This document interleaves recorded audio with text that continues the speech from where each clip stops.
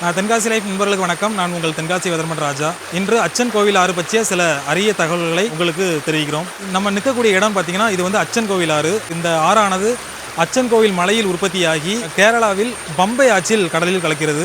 கடல் மட்டத்திலிருந்து 2300 அடி உயரத்தில் அச்சன் கோவில் மலையில் இந்த ஆறு உற்பத்தியாகி கேரள மாநிலத்தில் உள்ள கொல்லம், பத்தனம்திட்டா, ஆலப்புழை 3 மாவட்ட மக்கள் பயன்பெறும் வகையில் இந்த ஆறு அமைந்துள்ளது.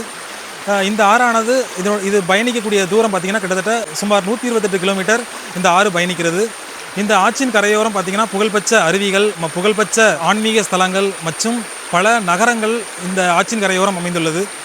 குறிப்பாக கும்பாவரட்டி, மணலாறு அருவிகள் இந்த ஆற்றின் கரையோரம் அமைந்துள்ளது. அதே போல் மாவேலிக்கரை, புகழ்பெற்ற அச்சன் கோவில், சாஸ்தா கோயில், அந்த ஆன்மீக ஸ்தலங்களும் இந்த ஆற்றின் கரையோரமே அமைந்திருக்கிறது.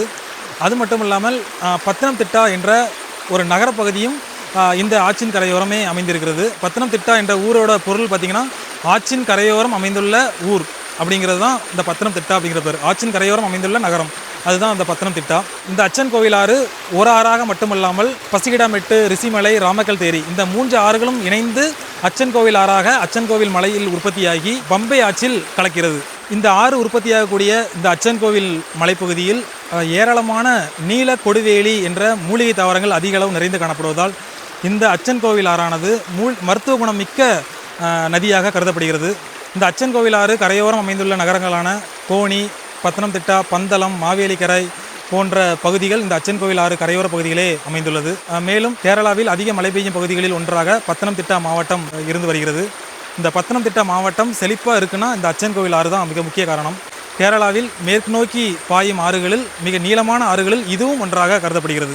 இந்த அச்சன் கோவில் ஆறு புகழ்பெற்ற ஆன்மீக ஸ்தலங்களையும் இயற்கை எழில் கொஞ்சம் பகுதியை இணைக்கும் ஆறாகவும் இது அமைந்துள்ளது. மேலும் இந்த அச்சன் கோவில் ஆறு பகுதியில் வனவிலங்குகளை காணக்கூடிய ஒரு வாய்ப்பும் அமைகிறது. இந்த ஆறானது சுற்றுலா பயணிகளை கவர்ந்திழுக்கும் பகுதியாக உள்ளது.